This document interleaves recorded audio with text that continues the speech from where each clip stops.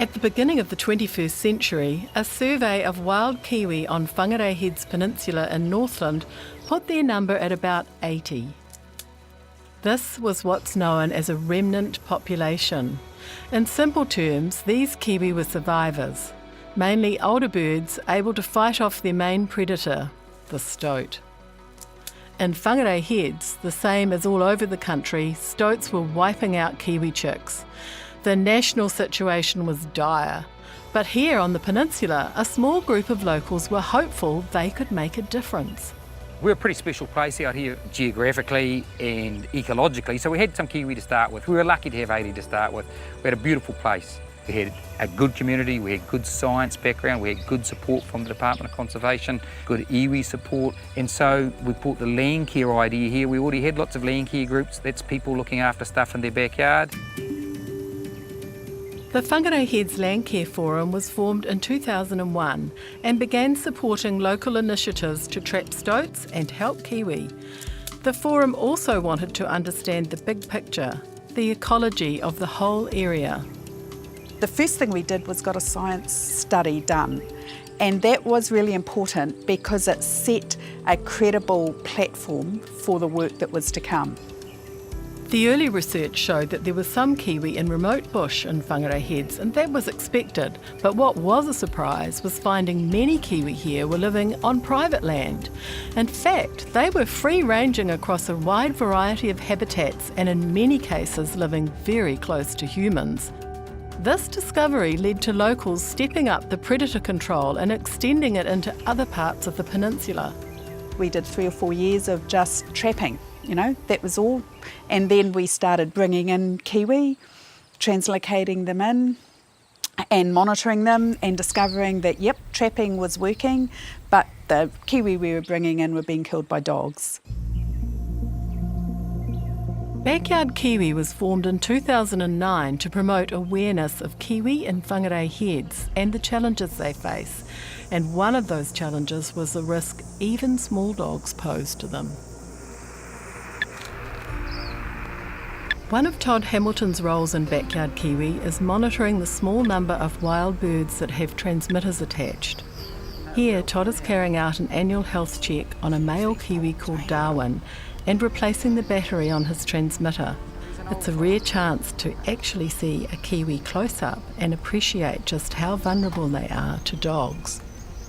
So those claws that rip the face off most things, but this chest here is weak as. You've only got to give it a gentle squeeze, break those bones, you've got a dead kiwi, and that's what a dog does. He comes up, just mouths it, because this guy smells like a lovely little puppy. His little old wings, not much good for anything, but that rib cage hasn't got much beef to it, breaks easy. What we've tried to do is to make sure people know that what's special about Whangarei Heads. So they know that there are kiwis here. They know that any dog can kill a kiwi, whether it means to or not. And they know that keeping their dog under control is actually what's needed. What this has meant in practice is more and more people are walking their dogs on leads and keeping their dogs controlled at night, either by tying them up or keeping them inside or in a secure area, one that dogs can't get out of and kiwi can't get into. The result has been dramatic. The increasing dog awareness and the predator and pest control has led to kiwi numbers here increasing from 80 in the early 2000s to more than 880 in 2018. This population is now growing by an estimated 10% a year. Nationwide, kiwi are in a 2% decline, so a 10% increase is remarkable. These birds are very productive. You know, we've got birds like Darwin here. He's been at it the last half a dozen years. But if we go down the road to Lambert, he's had 27 chicks. He's averaging almost 3 chicks a year. So our trapping's helping those chicks survive, and it's not a surprise we're getting more and more adult birds. and those adult birds are having chicks themselves. So we've got to that critical point where these kiwi are looking after themselves. But the biggest risk to kiwi at Whangarei Heads is complacency. We can lose what we've gained so quickly. We're still losing kiwi on the roads. We have to constantly be on guard against stoats, and we have to recognise the risk posed by dogs.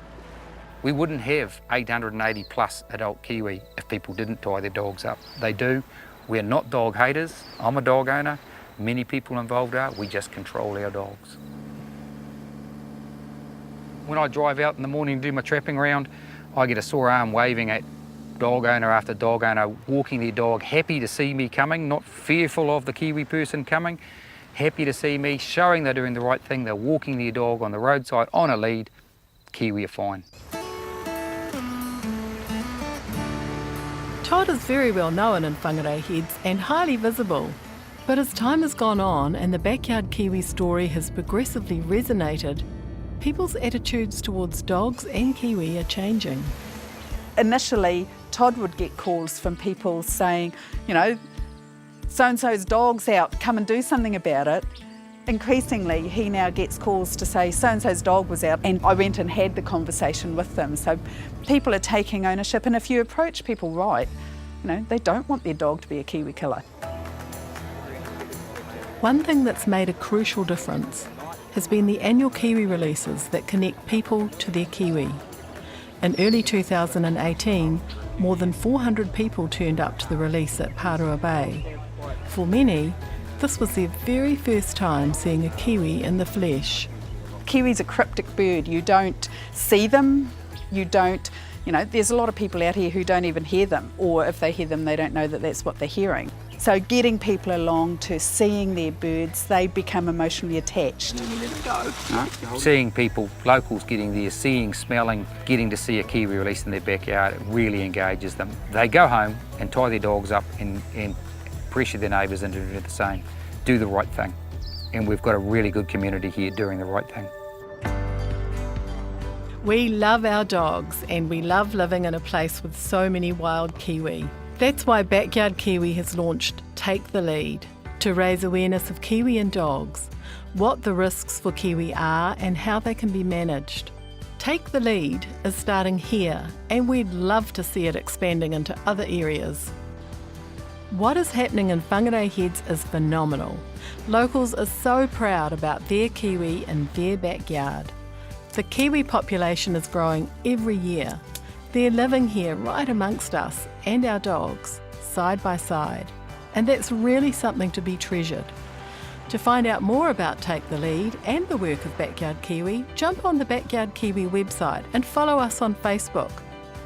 And please share this video with your friends.